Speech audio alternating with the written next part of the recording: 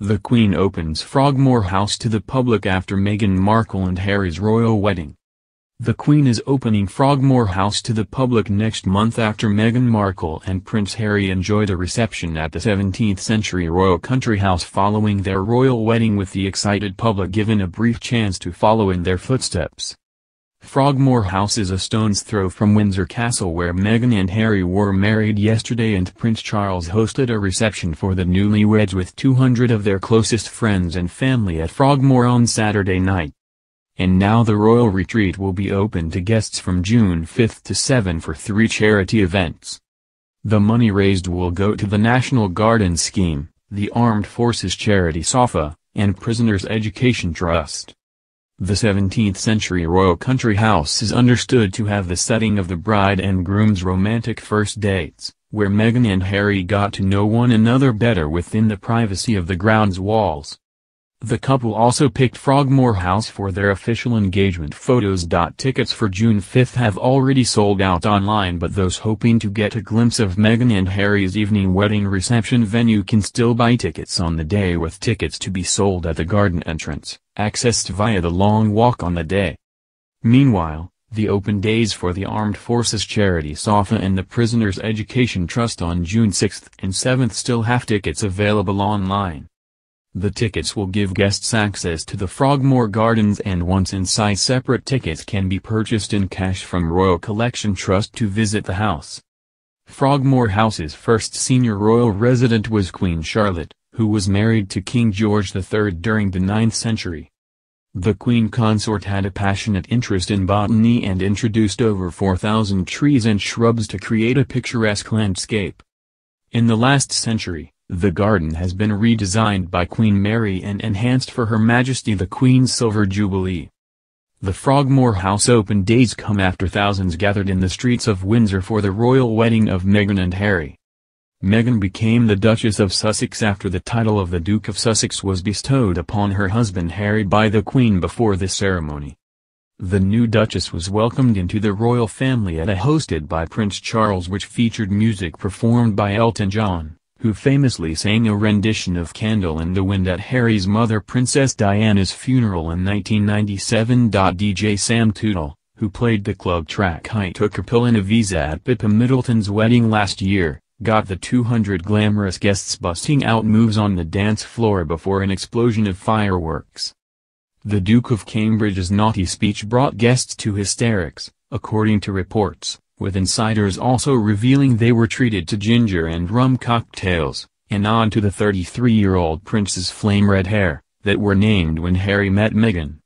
Prince William was said to have joined forces with guests Tom Enskip and Tom Van Straubenzee for the cheeky speech, though details of exactly what he said to his brother remains unknown. The bashful bride, 36, was also said to have thanked the royals for making her part of the family in her own speech, in just one of her breaks from wedding tradition. Red carpet legends including George Clooney and wife Amal, Oprah Winfrey and the Beckhams were among guests who partied the night away. With just days to go until their baby's arrival, the Duke and Duchess of Sussex are keeping below the radar. Prince Harry and Meghan Markle haven't been spotted in public since their outing to a spa last week, and with good reason. The couple moved into Frogmore Cottage last Thursday following an extensive multi-million-dollar refurbishment. Now that they have left London, friends say they are looking forward to settling into their new lives in Windsor, a place that has always been special to them. One of the reasons they wanted to be in Windsor was to have space and privacy, says a source who knows the couple. They felt very overlooked at Kensington Palace. At Frogmore they can go to ground, which at the moment suits them perfectly. Apart from their security detail, the couple are currently alone on the property. They don't have valets, butlers, or a live-in chef. It's a very scaled-down operation, which is what they want, said one source. They will soon be joined by Meghan's mother, Doria Ragland, who is planning a trip to the UK to help them with their newborn. An annex has been built at Frogmore Cottage so that Doria can have her own space while she stays, which could be repurposed for a nanny should the couple choose to appoint one. Sources at the estate say that the security is Fort Knox style with high-tech cameras and sensors around the perimeter. No one can get close. Harry and Meghan have made Frogmore their very own fortress, says a local. Right now it seems they just want to hide away. The Queen, who gave Meghan and Harry the property as a wedding gift, is likely to be a regular visitor to the couple's new home. According to Windsor courtiers, the Queen enjoys picking flowers in the gardens of Frogmore House, so it's possible the trio will cross paths during her strolls. Harry is close to his cousin Princess Eugenie, who is often at the Yorks family home in Windsor. The couple is also close to Meghan's good friends George and Amal Clooney, who live about a half-hour away.